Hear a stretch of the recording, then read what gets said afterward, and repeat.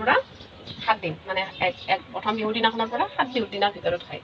এই 7 বিহুৰ ভিতৰত খাই মানে আমাৰ এই কৃষি সমাজৰ লগত যিখিনি জড়িত আমাৰ বৰ্তমান চহা অসমীয়া হিচাপে এই কৃষি সমাজৰ লগত জড়িত মানুহখিনি বেছি গুৰুত্ব দিয়ে। কাৰণ এই আমাৰ যি 101 বিধ শাক আছে, খুতৰা, মানিমুনি, ভেদাইলতা, নৰসিংহ, তাৰপিছত সৰু মানমুনি, বৰ মানমুনি, এনেকৈ আনি তাৰমানে জোল বনাই মাছেৰে হওক বা শাক হিচাপে হওক আমাৰ দৈহিক শক্তিটোৰ কাৰণে আমি এইখিনি খাওঁ। এই শাকখিনি খাই পেলাই আমি গোটেই বছৰটোৰ কাৰণে আমাৰ দেহত শক্তি যোগাই লওঁ। এই শক্তিখিনি কিহৰ কাৰণে আমি কৃষিখিনি কৰি খাব লাগিব। কৃষিখিনি নকৰিলে আমি অসমীয়া সমাজখনে জীয়াই থাকিব নোৱাৰিম। গতিকে এই অসমীয়া সমাজখনত মানে বেছিকৈ প্ৰাধান্য দিয়া হয় আমাৰ এই শাক খাই। তাৰপিছত হাবি বননি গোটেইখিনিৰ পৰা আমি লৈ আহোঁ, লৈ আহি এই 7 দিনৰ ভিতৰত আমি খাওঁ। বন ঔষধি